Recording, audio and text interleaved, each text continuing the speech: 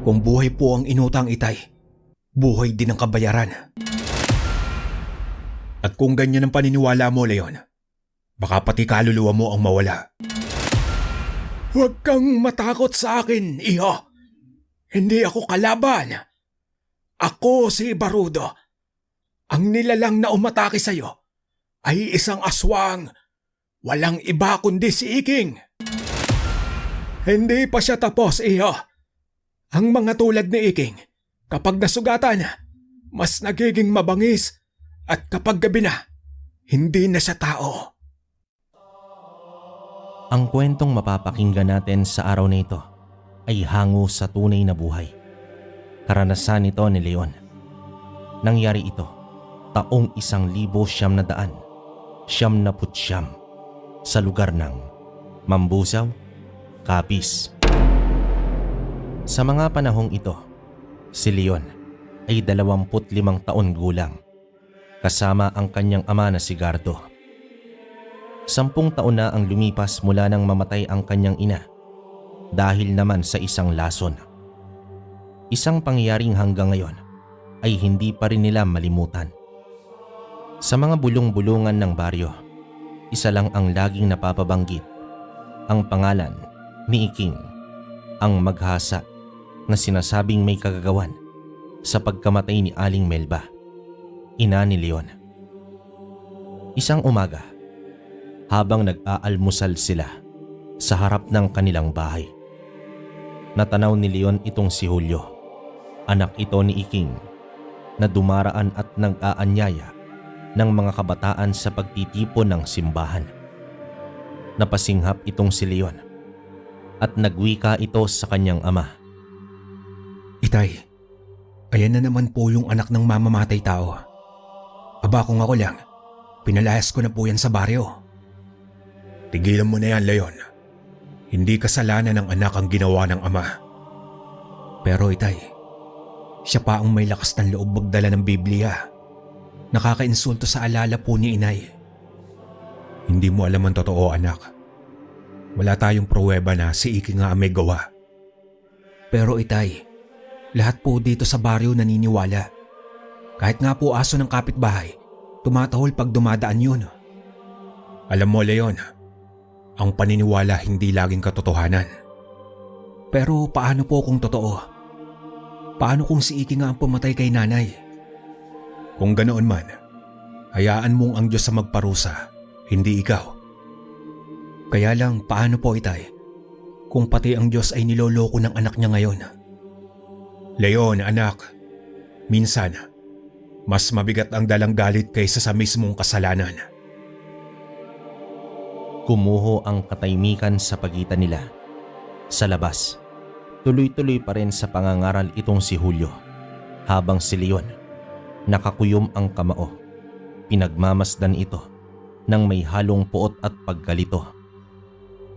Matapos ang almusal, kinuha ni Leon ang kanyang lumang sombrero at lumabas ng bahay. Maaga pa at malamig ang paligid dahil makulimlim at nagbabadya ang ulan. Bitbit niya ang kanyang supot na may baon at naglakad papunta naman sa kalsada patungong bayan, kung saan naroon ang panaderiyang pinagtatrabahuan niya. Habang naglalakad, natanaw niya si Iking sa di kalayuan. May pasan na bayong at may hawak na lumang hasaan. Papunta rin ito sa may sakayan ng jeep. Nang magtagpo ang kanilang mga mata, ngumiti pa itong si Iking. Isang magaan na ngiti na tila walang bahid ng nakaraan. Ngunit itong si Leon ay sumimangot lamang. Malamig ang tingin at dumiretso sa kabilang panig ng kalsada. Paglapit niya sa tindahan ni Aling Cora, huminto naman ito sandali. Kinuha ang kaha ng sigarilyo sa bulsa. Sinindihan ang isa at humithit pa. Habang unti-unting naglalaho ang usok sa hangin, pinagmamasdan niya mula sa malayo si Iking na sumasakay ng jeep. Sa isip ni Leon, mas mabuting maiwasan niya ang kahit anong ugnayan dahil para sa kanya, ang ngiti ni Iking ay lason ding dumarampi sa hangin ng umagang yon. Makalipas ang ilang oras, kumalat na sa paligid ng panaderya ang amoy ng bagong lutong tinapay. Malambot na pandesal, monay at ensaymada. Maingat namang inaayos ni Leon ang mga lalagyan sa may estante ng mesa. Pinapantay ang bawat hilera. Sa kanyang pag-aayos, napansin niya ang aninong papalapit mula naman sa labas. Nang lingunin niya, agad niyang nakilala ang pamilyar na anyo. Si Iking, pawisan, may bakas ng grasa sa kamay at may malamlam na ngiti sa labi. Agad ng lamig ang pakiramdam ni Leon. Tila bumigat ang hangin sa loob ng panaderya. Pumasok naman itong si Iking at tumapat sa harapan niya. Imbis na lapitan at pagsilbihan, umiwas itong si Leon. Kunwari ay abala sa pag-aayos ng mga tinapay sa likod. Ngunit narinig niyang nagwika si Iking na may bahid ng galit sa tinig. Kahit kailan ay napakabastos mo talagang bata ka. Customer niyo ako. Dapat mo akong pagsilbihan. Napakapit si Leon sa gilid ng mesa.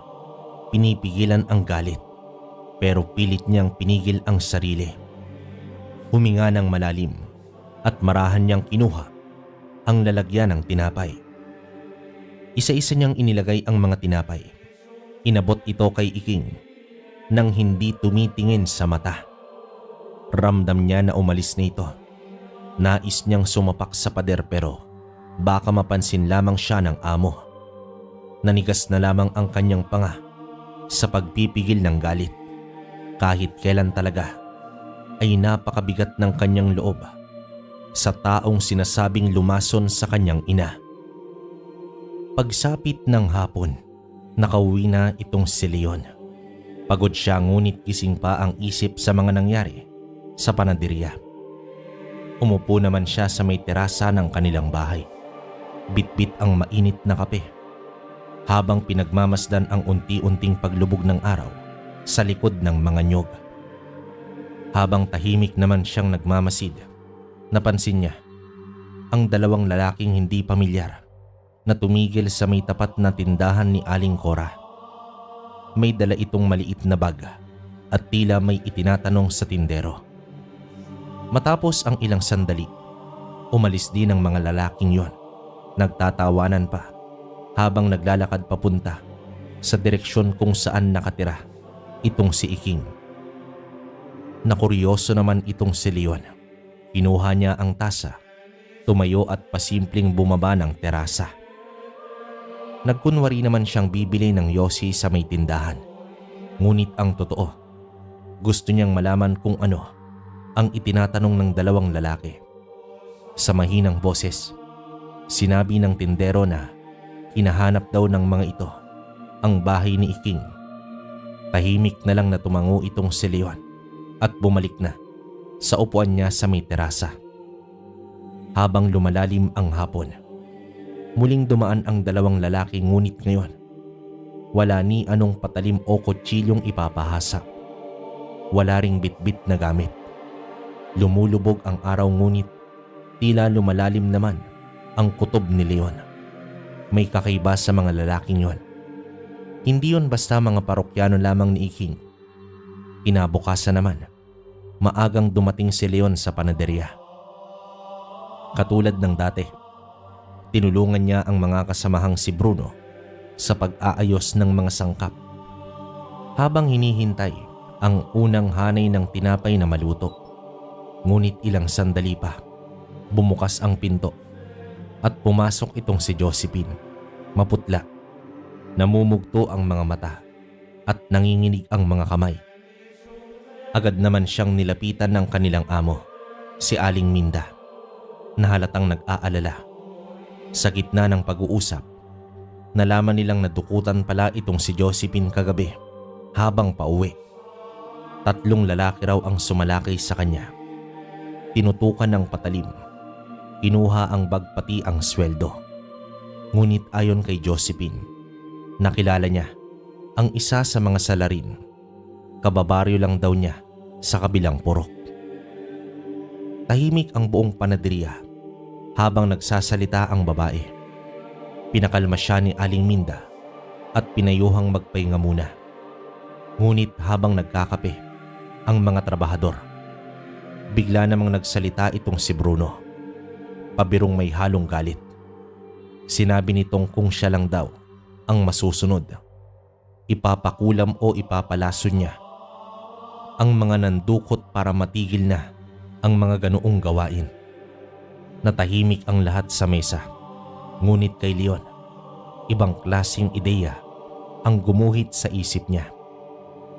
Tahimik siyang napatingin sa kawalan. Naglalaro sa isipan ang salitang ipalason. Kung totoo ngang si Iking ang manlalason sa baryo, ito na marahil ang pagkakataong mapatunayan niya. Pagsapit ng tanghalian, nilapitan niya si Josephine sa gilid ng panaderya. Sa mabagal ngunit tiyak na tono, kinausap niya ito. Sinusubukang kumbinsihin na ipalason ang lalaking nandukot sa kanya. Hindi para sa paghihiganti lamang, kundi upang makita niya mismo kung gagawin nga ni Iking ang ipinaparatang sa kanya. Habang nagpapatuloy ang araw, nanatiling tahimik lang si Leon sa kanyang trabaho. Ngunit sa loob-loob niya, may pananabik na umiiral ang pagnanais na tuluyang mabunyag ang katotohanan tungkol kay Iking kahit gaano pa ito kasama. Pagsapit ng sumunod na araw, nakikiramdam lang siya kay Josephine.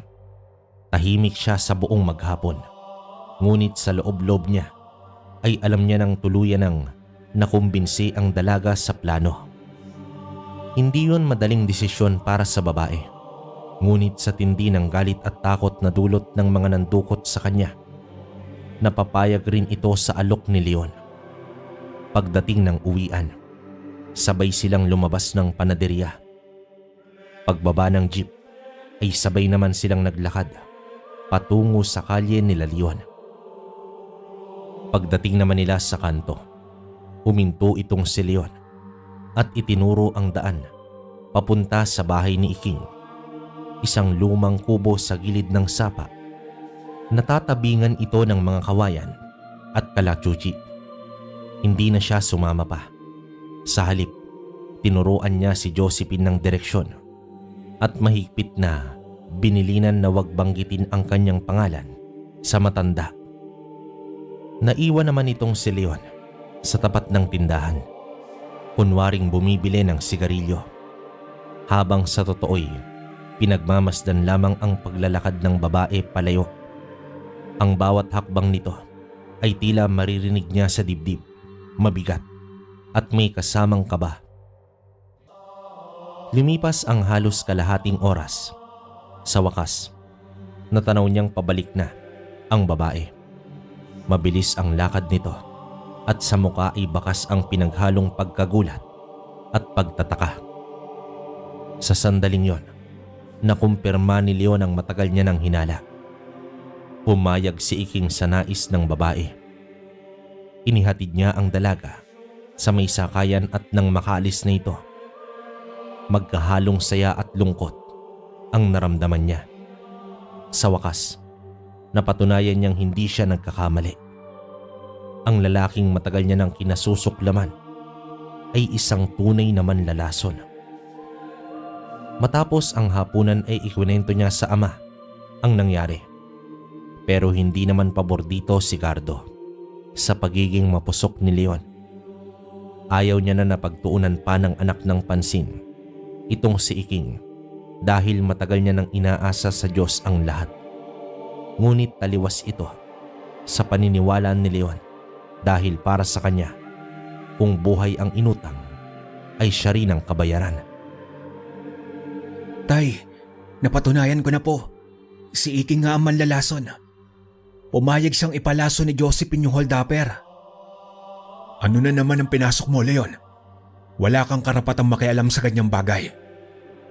Pero itay, matagal na po nating hinihinala yun. Ngayon may ebidensya na po ako. Anak, Hindi mo trabaho ang magparusa. Ang Diyos ang bahalang humusga sa kanya. Pero itay, 10 taon na po mula nang mamatay si nanay. Hanggang ngayon wala pa ring hustisya. At sa loob ng 10 taon na iyon, anak, tahimik ako nagdadasal. Hindi ko hinayaang lamunin ako ng galit. Pero ako po, itay, hindi ko po kayang manahimik habang malayang gumagalaw yung demonyong yon. Kapag inunahan mo ang Diyos, anak, baka ikaw ang mapahamak. Kung buhay po ang inutang, itay, buhay din ang kabayaran. At kung ganyan ang paniniwala mo, Leon, baka pati kaluluwa mo ang mawala. Hindi naging maganda ang pag-uusap nilang mag-ama. Tahimik lamang si Leon habang nakatingin sa may sahig. Pinipigilang sumagot pa. Si Gardo naman ay nanatiling nakaupo sa lamesa. Hawak ang rosaryo. Tila umaasang mauunawaan siya ng anak.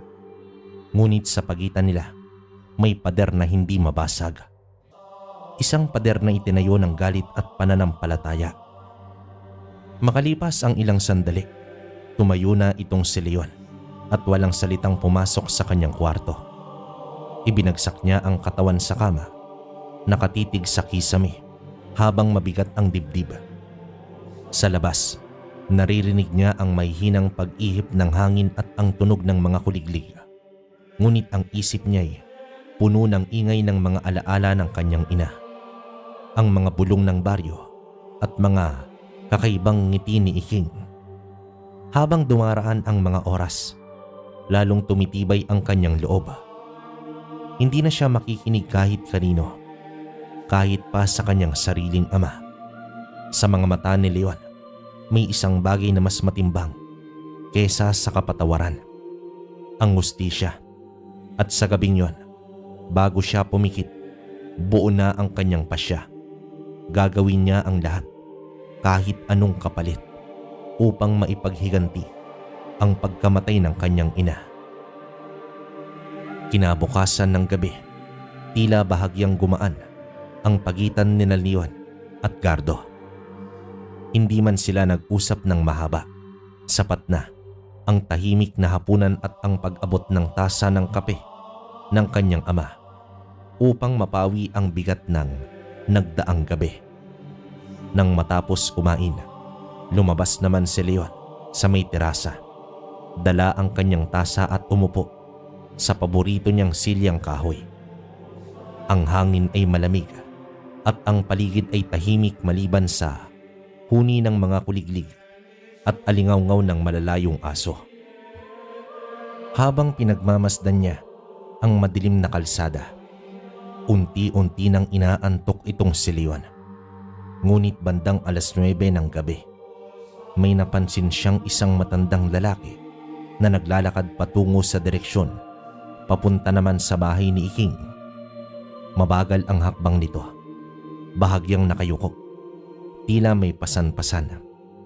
Ngunit nang humakbang pa si Leon, palapit naman sa terasa, napansin niya na may kakaiba. 4 na anino ang sumusunod sa matanda. Iisa lang ang ilaw sa poste at imposibleng magkaroon ng ganoong hugis. Sandaling nanlamig ang kanyang batok at isang kilabot ang gumapang sa kanyang balat. Nanatili lamang siyang nakatayo, hindi makagalaw. Pinipilit labanan ang takot na unti-unting bumabalot sa kanya.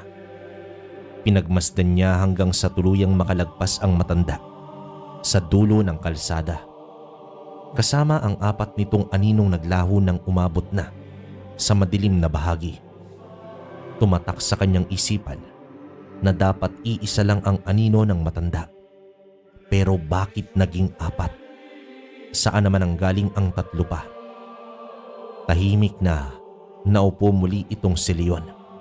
Hawak pa rin ang tasa ng malamig na kape. Habang ang kanyang puso ay kumakabog hindi dahil sa lamig, kundi sa pakiramdam na may kakaibang nilalang na dumaan sa tapat ng kanilang bahay. Dahil naman sa matinding kuryosidad, hindi mapakali itong si Leon. Hindi niya maalis sa isip ang matandang nakita niya at ang 3 aninong tila may sariling buhay. Kaya naman bumaba siya. Nagdala siya ng silya at radyong de baterya at pumesto malapit sa tarangkahan ng kanilang bakuran. Kunwaring nagpapahangin lamang habang nakikinig ng lumang tugtugin. Ngunit ang totoo, inaabangan niya ang matanda. Tahimik ang paligid at tanging alingawngaw ng mga kuliglig at ang mahihinang musika ang maririnig mo. Ang mga ilaw sa kalsada ay buhay na buhay at ang anino ng mga puno ay humahaba at sumasabay sa bawat ihip ng hangin. Ilang minuto pa ang lumipas. Namataan ang matanda. Pabalik na ito. Naglalakad ng mabagal sa kalsada. Papalapit na ito sa kanilang bahay. Habang papalapit, sinipat ni Leon ang paligid at nang tumapat ang matanda sa mismong harapan ng gate nila, sa kanya muling napansin ang kababalaghang 4 ang anino nito at ang 3 sa mga anino na may ulo ng kabayo. Napako naman itong si Leon sa kanyang kinauupuan, hindi makagalaw habang pinagmamasdan ang kakaibang anyo sa lupa. Ngunit ang kapanindig balahibo ay nang tumigil ang huling anino nito.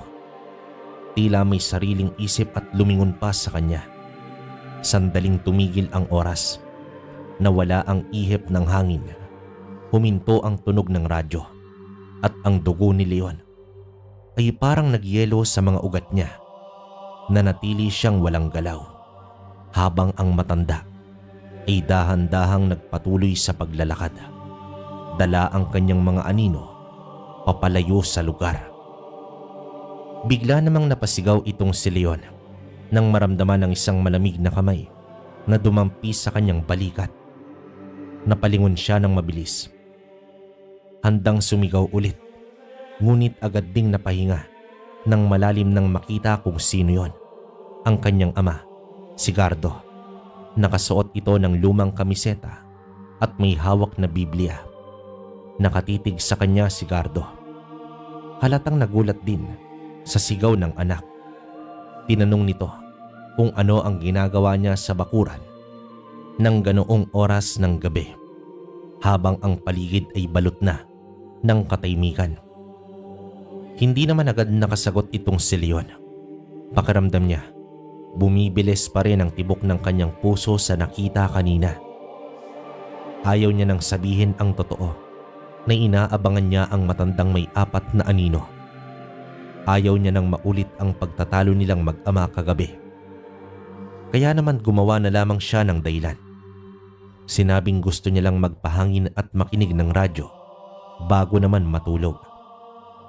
Tinitigan siya ni Gardo ng ilang sandali. Sa kamarahang tumango at sinabihan siyang pumasok na ng kanilang bahay. Tahimik na sumunod itong si Leon. Kinuha ang silya at pinatay ang radyong de baterya.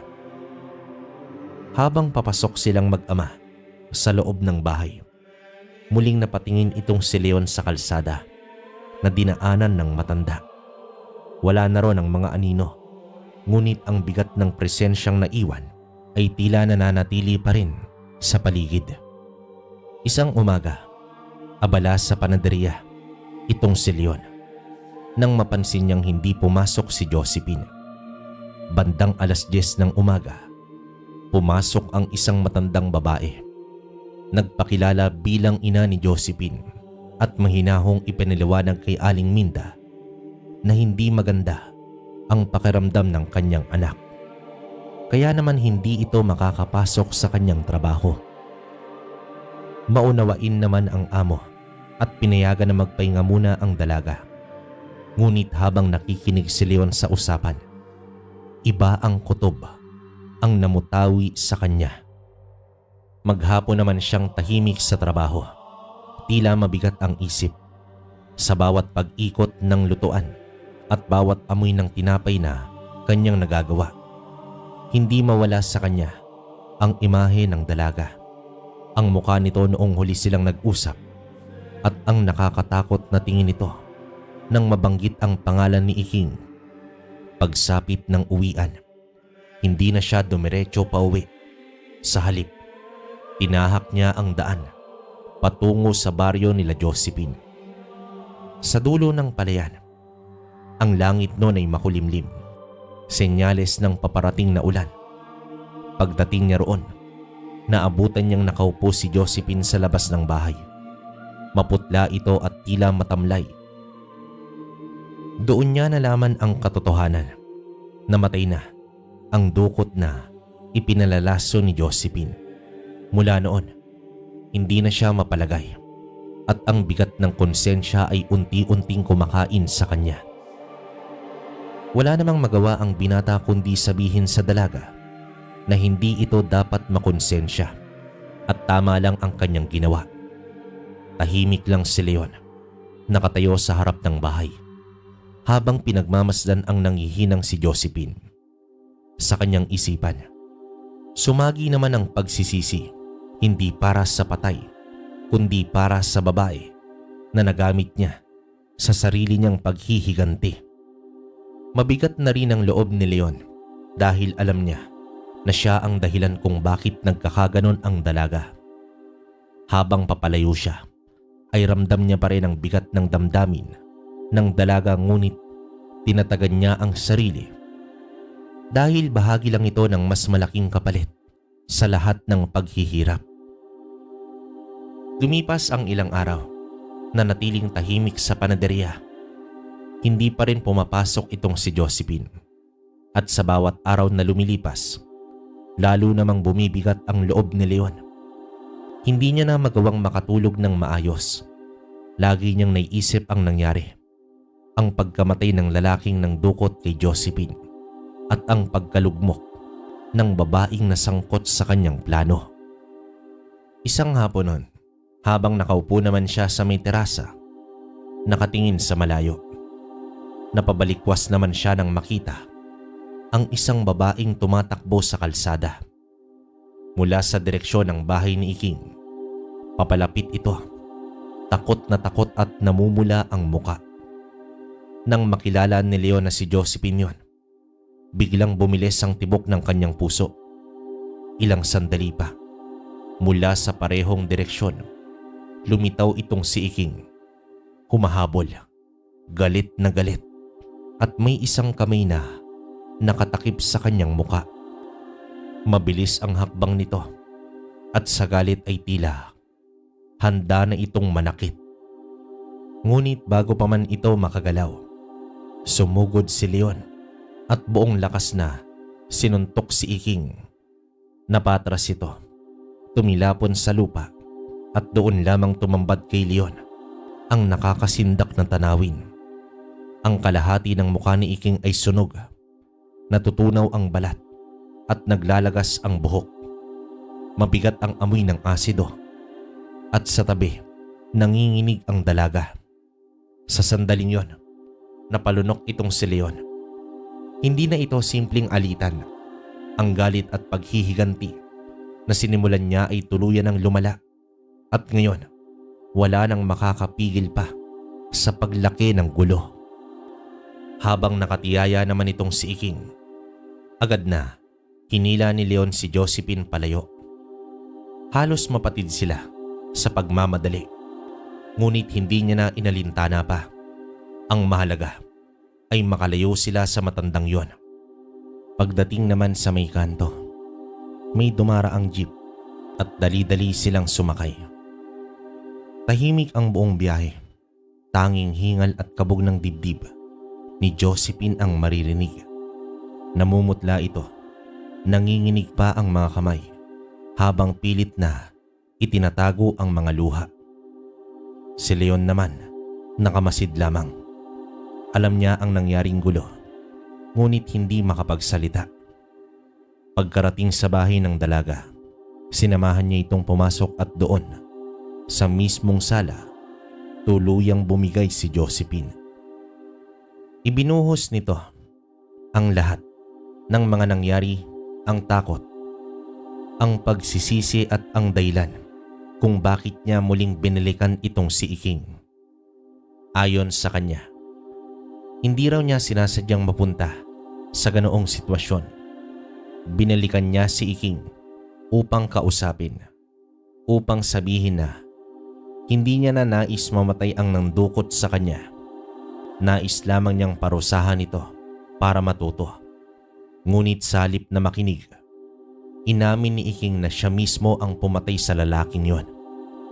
Nag-init ang ulo ni Josephine at sa gitna ng pagtatalo, tinangka pa raw siyang hawakan ni Iking. Doon na siya tuluyang nagpadala sa galit. Mabilis niyang dinampot ang bote sa gilid at ibinato ito sa matanda. Hindi niya alam na asido pala ang laman nun. Pagkatapos nito, tumakbo siya ng hindi lumilingon. Halos mawalan ng ulirat sa sobrang takot. Ngayon, habang nakayuko sa harap ni Leon, basang-basa ng luha ang kanyang mga mata. Si Leon naman, hindi alam kung awa, takot o galit ang dapat maramdaman. Sa kanyang isipan, iisa lang ang malinaw. Nagsimula na ang sunod-sunod na kapamakan at pareho silang sangkot dito. Gabi na nang makauwi itong si Leon. Sa tarangkahan pa lang ay sinalubong na siya ng kanyang ama. Magkahalong galit at pag-aalala. Saan ka na namang galing, Leon? Alam mo bang 10:00 na ng gabi? May inasikaso lang po ako, Itay. Inasikaso? Araw-araw na lang may dahilan ka. Ano bang pinapasok mo, ha? Wala po akong ginagawang masama. May tinutulungan lang akong kaibigan. Kaibigan ba talaga? Ilang beses ko bang sasabihin sa'yo, Leon? Iwasan mo na si Iking. Pero hindi ko na po kayang tumingin lang, Itay. May mga taong nasasaktan dahil sa kanya. Anak, hindi mo laban yan. Ang Diyos na ang bahala sa masasama. Paano po, Itay, kung wala naman dumarating na hustisya? Hanggang kailan po tayo mananahimik? Hanggang may tiwala tayo sa tama. Huwag mong dungisan ang konsensya mo. Pero Itay, minsan kailangan din pong lumaban. Kahit na masakit at kahit na nag-iisa. Hindi na naghapunan pa si Leon. Pumasok na lamang siya sa kwarto upang magpahinga. Makalipas ang halos 2 oras ay gising pa rin siya. Pinakiramdaman niya ang ama sa kwarto nito at mukhang mahimbing na ang pagtulog. Pumunta naman si Leon sa may terasa upang magpaantok hanggang sa nakita niya ang isang lalaki na sumampa sa bakod, ngunit iba ang kilos nito. Animoy unggoy na naglalakad sa ibabaw ng pader. Napakaitim ng balat at kumikintab sa ilalim ng buwan. Napahinga ng malalim itong si Leon at marahang dumapa sa may sahig. Sumilip naman mula sa ilalim ng terasa. Bigla na lamang tumalon ang nilalang mula sa ibabaw ng pader at sa isang iglap ay nalundag nito ang terasa. Umatungal ito ng mahina. Tila halong iyak at ungol ng hayop at naglalaway habang humihinga ng malalim. Dito nanigas itong si Leon, hindi makagalaw habang nakatunghay sa kanya ang nilalang na ngayon nasa harapan niya na. Ngumisi naman ang nilalang na yon, isang ngising nagbabadya ng kamatayan. Mabagal itong bumaba mula sa may terasa. Ang bawat pagkilos ay parang may bigat. Ngunit kakaiba ang liksi ng galaw. Tila kalansay na may buhay. May halong paggapang ng hayop at wangis ng demonyo. Ang mga kuko nitong mahaba ay kumakaluskos sa bakal habang bumababa. Nagiiwan ito ng bakas at gasgas. Samantalang si Leon ay parang estatwa habang nakatiyaya sa may sahig. Nanlalaki ang mga mata at halos hindi makahinga. Ramdam niya ang lamig ng hangin na parang may dalang bulong. At sa pagitan ng katahimikan ng gabi, tanging ang pagtulo ng laway ng nilalang ang maririnig mo. Malapot, mabaho at bumabagsak sa may sahig na may tunog ng dagta. Unti-unti namang umusad ang halimaw. Ang mga mata nitong pula ay kumikislap sa dilim at sa bawat hakbang ay nararamdaman ni Leon ang bahagyang pagyanig ng sahig sa ilalim ng mga paa nito. Ang amoy na bulok na laman at usok ng asupre ay bumalot sa paligid. Pinanlalamigan siya ng buto. Mula sa kinalalagyan niya, kitang-kita niya ang bawat pag-angat ng dibdib ng nilalang. Parang mabigat na hinga ng isang nilikha na hindi niya akalain na makikita niya sa tanang buhay niya.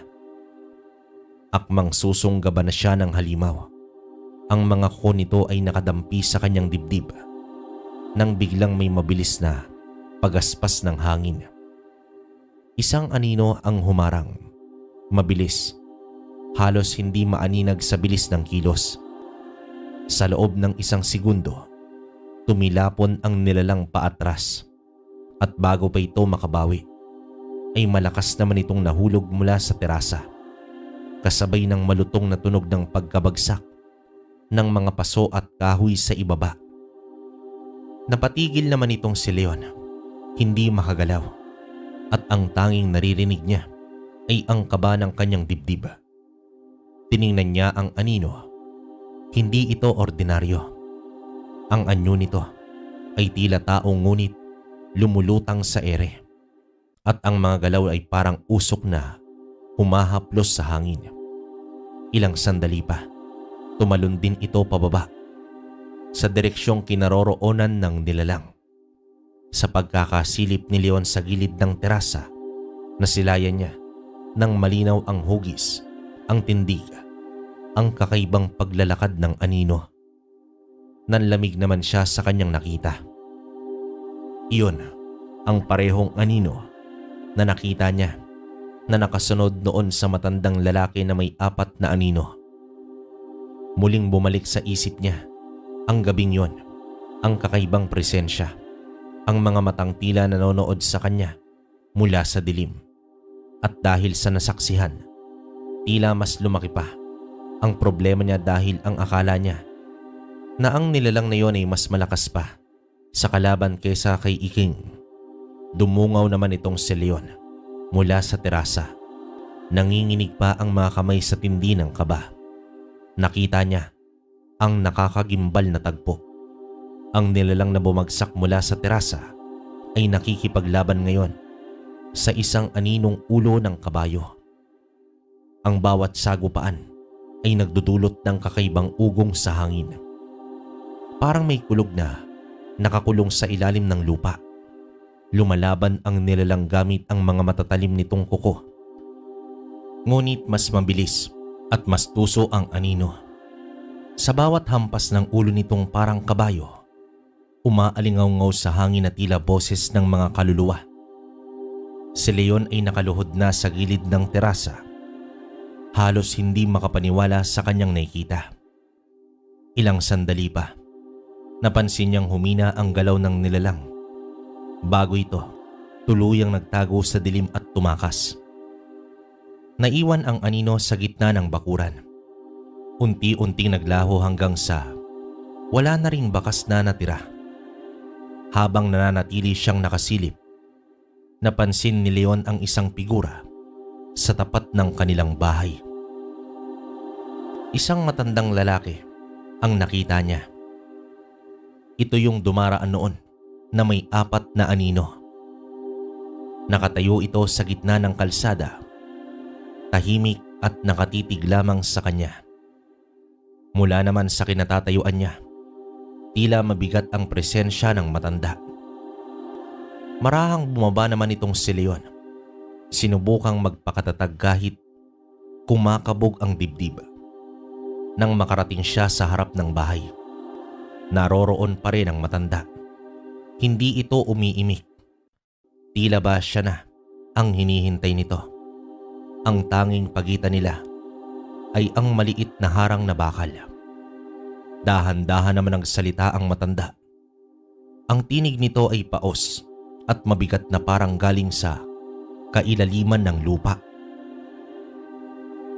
Huwag kang matakot sa akin, iho. Hindi ako kalaban. Ako si Barudo. Ang nilalang na umatake sa'yo ay isang aswang. Walang iba kundi si Iking. Parang biglang huminto ang mundo ni Leon. sa mga salitang yon. Sa di kalayuan, narinig ni Leon ang mahina at tila malayong pag-alulong ng aso at ang malamig na hangin ng gabi ay dumaloy sa pagitan nila. Dala ang pakiramdam na may mas malalim pang mangyayari sa mga susunod na gabi. Maya-maya pa ay nagpasya na itong si Leon na buksan ang tarangkahan at harapin ang matanda. Maingat niyang pinihit ang siradura at sa bawat kalansing ng bakal ay tila tumitibok ng mas mabilis ang kanyang puso. Sa pagpasok ni Barodo, agad niyang napansin ang kakaibang tindig ng matanda. Bagamat payat at marupok sa edad, may bigat ang bawat hakbang nito. Tila ba nagdadala ng mga lihim na mas mabigat pa sa kanyang katawan. Ang liwanag ng mga ilaw ay sumalubong sa kanila at doon nasilayan ni Leon ang mas malinaw na anyo ng bisita. Ang mahabang buhok na kulay puti, ang balat na kulubot na parang may hahalin tulad mo sa isang tuyong dahon at ang mga matang kakaiba kung tumitig. Dito po tayo sa may balkonahe. Siya nga po pala, ano po ang sadya ninyo dito? At paano po ninyo nakilala si Iking? Ayon kay Barodo, siya ay isang ermitanyo. Nananahan sa paanan ng bundok sa kabilang bayan. Noon pa man, matagal niya nang sinusubaybayan ang mga nilalang tulad ng mga aswang, mangkukulam at iba pang nilalang ng kadiliman. Isa raw itong si Iking sa mga pinakamatagal nang umiiwas sa kanya. Noon pa, kilala ko na ang amoy ng dugo niya. Isang aswang na nagtatago sa balat ng tao. Pero hindi lang yon. Isa rin siyang manlalason. Napatingin si Leon. Napakapit sa mesa. Para siyang binuhusan ng malamig na tubig. Hindi na siya nagsalita. Pero kumikirot sa dibdib niya ang alaala ng kanyang ina. Ang gabing nangisay ito sa may sahig. Ang mukha nitong puno ng takot bago tuluyang malagutan ng hininga. Hindi siya nang bibiktima ng mga kababaryo niya. Alam niya kasing kapag may nangyaring kakaiba sa paligid, agad siyang paghihinalaan. Kaya sa malalayong bari siya pumupunta. Doon siya kumikitil ng buhay. Minsan sa lason, minsan sa laman. Kung ganoon po ay tama ang hinala ko. Lahat ng pagdududa, galit at mga tanong na kinimkim niya ng 10 taon ay biglang nagkaroon ng kasagutan. Ang mga kwentong bulong-bulungan lang noon sa baryo, ang mga pangyayaring pinilit niyang ipagsawalang bahala, lahat yon ay may katotohanan. Marahil kaya kanya sinugod ay may mga nalalaman ka na. Ang mga katulad niya, ayaw na ayaw nilang may nakakaalam ng tunay nilang anyo. Napatango naman itong si Leon. Biglang bumalik sa isip niya ang nangyari sa dalaga, ang lason at ang pagkasunog ng mukha ni Iking. Nagsimula siyang makaramdam ng matinding kaba. Hindi lang dahil sa katotohanan, kundi sa pakiramdam na ngayon ay may koneksyon na siya sa laban na hindi niya kayang takasan. Tumayo itong si Barodo. Dahan-dahan at nagwika ito sa kanya. Hindi pa siya tapos, iyo. Ang mga tulad ni Iking, kapag nasugatan, mas nagiging mabangis at kapag gabi na, hindi na siya tao. Napatingin si Leon sa anino ni Barodo at doon niya muling napansin ang kakaibang galaw nito. 4 na anino, hindi isa, ngunit ang 3 ay mas mahaba, mas malaki at sa dulo ng mga ito ay malinaw na maaaninag ang mga anyong may ulo ng kabayo. Napakurap naman siya. Sinubukang linawin ang paningin, ngunit naroroon pa rin gumagalaw kasabay ng matanda. Ngunit tila may sariling buhay. Napansin ni Barodo ang tingin niya at bahagyang ngumiti. Isang ngiti na may halong pag-unawa at pagod. Hindi na kailangan ni Leon ng paliwanag. Sapat na ang bigat ng titig ng ermitanyo upang maunawaan niyang hindi yun masamang presensya. Gayunpaman, hindi pa rin niya napigilan ang paninindig ng kanyang balahibo habang nagpatuloy sa pagsasalita itong si Barodo. Tumangu-tangu lamang si Leon. Pilit inuunawa ang kababalaghang nasa harap niya. Ang tatlong nilalang na aninong tikbalang ay tila nagmamasid din sa kanya. Malalaki ang hugis, matitikas ang tindig, at kahit nagawa lamang ng anino, ramdam ni Leon ang presensya ng kakaibang lakas sa paligid niya. Nang bahagyang umihip ang malamig na hangin, nakita niyang kumilos ang isa sa mga anino, parang yumuko bilang tanda ng paggalang sa kanya.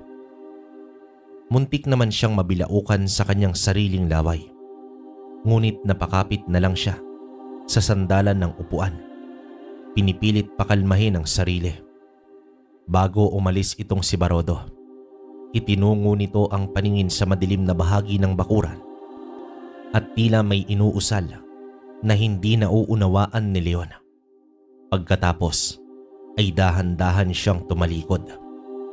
Kasabay ng bawat hakbang ng matanda, naglaho ang isa sa apat na anino hanggang sa tanging dalawa na lamang ang naiwan sa may tarangkahan. Nang tuluyan ng makalayo si Barodo sa lugar, napansin ni Leon na nanatili roon ang dalawang aninong tikbalang, nakatindig sa labas ng bahay. Hindi man niya marinig o mahawakan, ramdam niya ang kanilang presensya. Tila mga gwardyang nagbabantay sa kanya. Napabuntong hininga siya. Mabigat man ang dibdib ay may bahagyang ginhawang dumaloy sa kanya.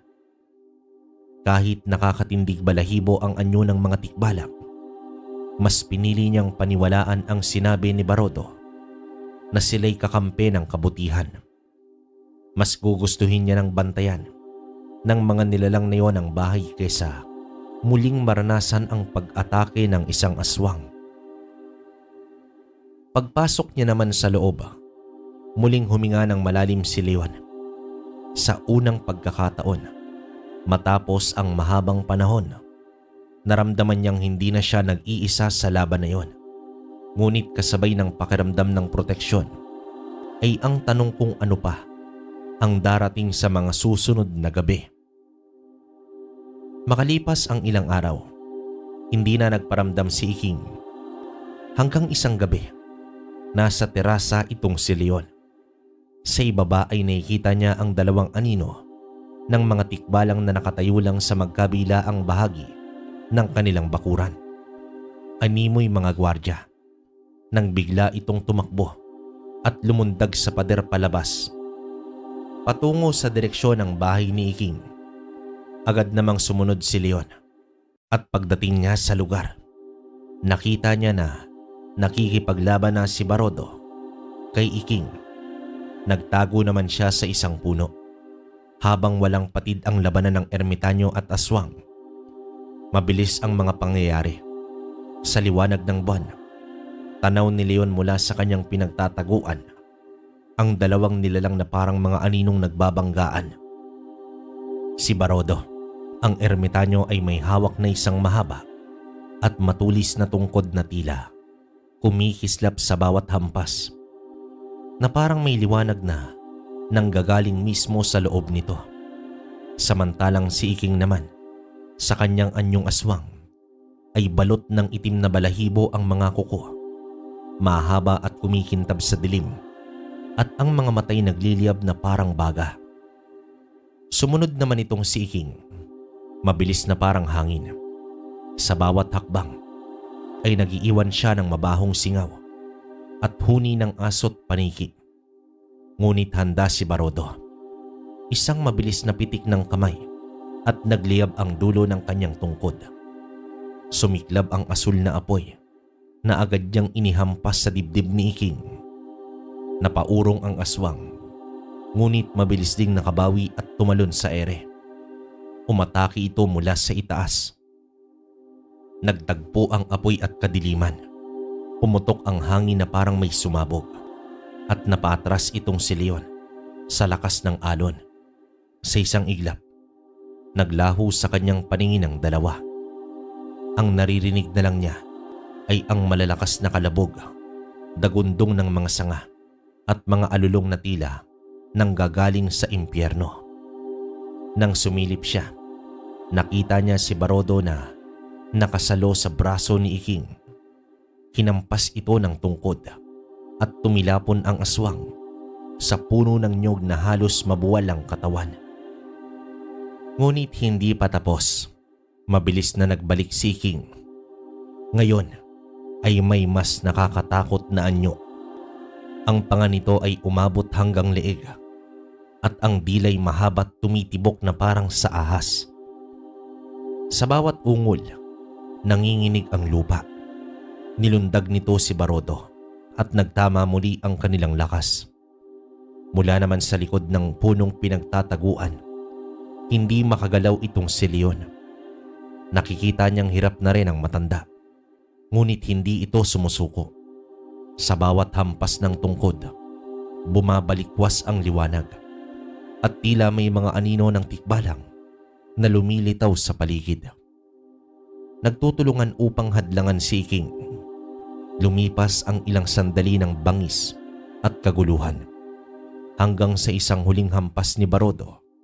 Sinaksak niya ng buong lakas ang tungkod sa dibdib ng aswang. Dito umalingaw-ngaw ang sigaw ni Iking at unti-unting nagliyab ang katawan nito.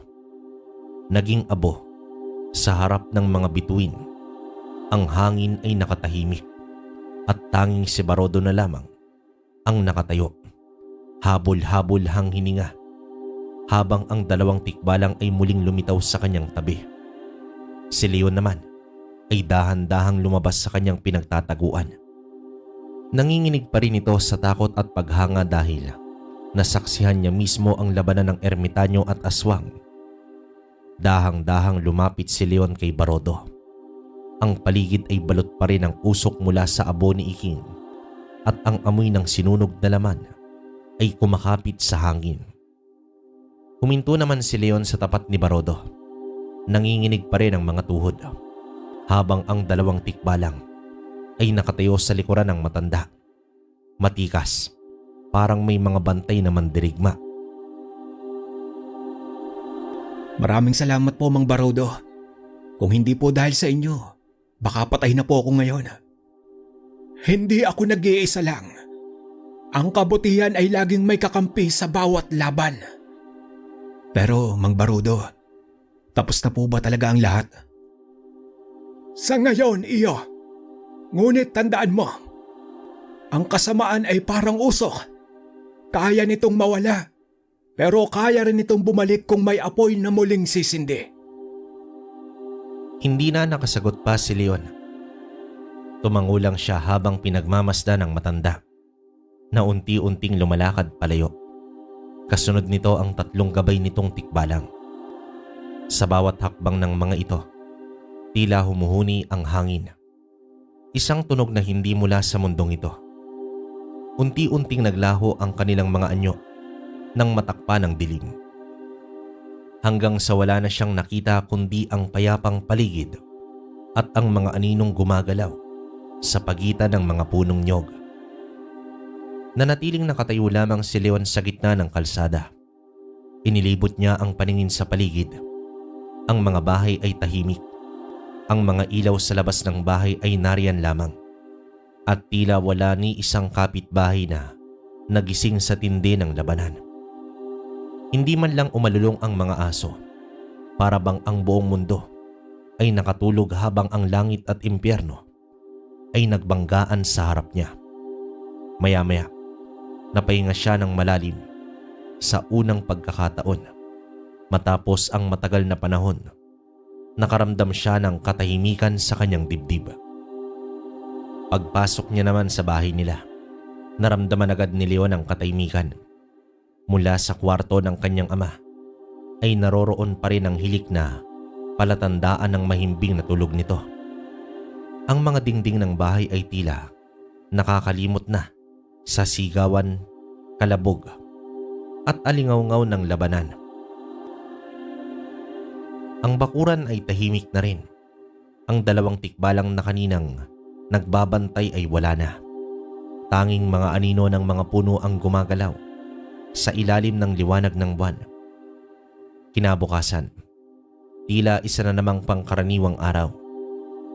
Ang araw ay muling sumikat at ang mga manok sa kabilang bakuran ay nagsisigawan nang tila walang pakialam sa anumang nangyari kagabi.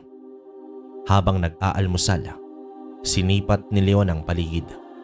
Ang ama niya ay tahimik na nagkakape.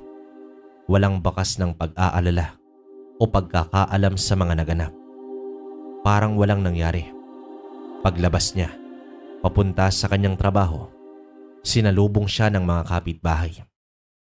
Ang ilan ay nagkwekwentuhan tungkol sa malakas na ulan kagabi na para raw bang may dumaan na bagyo sa kalagitnaan ng gabi. Sabi ng iba, may mga kidlat na kumikislap at malakas na hangin na yumanig sa mga bubong.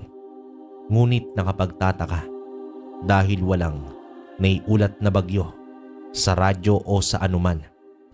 Ang ilan ay nagbiro pa na baka raw iyon ay panaginip ng buong baryo. Tahimik lang naman itong si Leon habang nakikinig. Sa kanyang isip ay malinaw pa ang lahat. Ang pag-ungol ng aswang, ang kidlat na tumama sa katawan ni Iking, ang mga tikbalang na tumalon sa dilim at si Barodo na alagad ng kabutihan. Ngunit sa harap ng kanyang mga kapitbahay, parang ibang katotohanan ang nangingibabaw. Hindi labanan ang kanilang nakita, kundi isang malakas na ulan na may kasamang kidlat at kulog. Wala na siyang binanggit na tungkol ng gabing yon, ni isang salita tungkol kay Iking, kay Barodo o saan nilalang na muntik ng kumitil sa kanya. Alam niyang walang makakaunawa, kahit pa siguro sabihin niya sa ama, ay tiyak na ito'y tatawaging bunga lamang ng pagod o matinding imahinasyon. Kaya naman pinili niyang manahimik. Itinago na lang sa puso ang lahat ng nakita, ang mga tikbalang na nagbabantay, ang sigaw ng aswang, at ang ermitanyong dumating sa tapat ng kanilang bahay na tila sugo ng langit. Habang tinutulungan niya si Josephine sa pag-aayos ng mga lagayan ng tinapay, ramdam ni Leon ang kakaibang katahimikan. Hindi na yon tulad ng dati. Hindi na ito mabigat, kundi mapayapa. Sa bawat paghinga ay parang may tinig na nagsasabing tapos na ang banta at panganib. Pag-uwi niya ng gabing yon, napatingala siya sa langit. Sa di kalayuan ay may 3 alitap-tap na tila. Nakasunod ito sa isa't isa. Marahang kumikislap sa dilim. Napangiti naman siya at sa isip niya ay narinig niya ang tinig ni Barodo. Malalim, kalmado, at puno ng kapayapaan. At hinding-hindi niya makakalimutan nang minsan niyang nakilala ang ermitanyong may gabay ng tikbalang kontra lasong ng tuyom. Wakas. Okay. So, para sa akin mga kabaryo, napakaganda ng kwento. Yun nga lang, parang nabitin tayo sa last part kasi parang umikot lang kay Barodo sa kay Iking, no? Pero grabe yung ibang klase yung anino, yung 3 anino ng tikbalang. First time kong makarinig nun. Although meron na tayong ganitong storya dati na ginagabayan ng 3 tikbalang, pero ito grabe. Saka ermitanyo to. 'Di ba? Grabe yung lakas nito siguro ni Barodo. Talagang nakakabitin kasi ganiting mga magagandang kwento na parang series yung dating, 'di ba? Bago dumating kay Leon, syempre feeling ko marami nang nakalaban tong si Barodo. Saka yun nga, ang lakas din ng lasom na tuyom. Saka hindi lang to basta laso na, aswang tong kalaban nila. So yun, para sa akin, napakaganda, nakabitin lang. Akala ko si Leon yung mismong may tangan pero iba pala, no? So yun. Kayo mga kabaryo, kung may opinion kayo sa kwento natin, comment nyo sa baba para mabasa namin. Available din pala yung mga gamit natin sa TikTok shop. Punta lang kayo, Kwentong Baryo Shop 8888.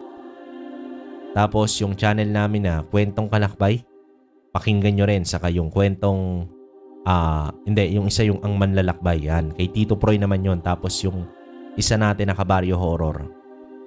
Soon, maglalapag na rin tayo ron ng daily. Pahintay na lang. Sa ngayon hanggang dito na lang muna. Hanggang sa susunod na kwento. Maraming salamat.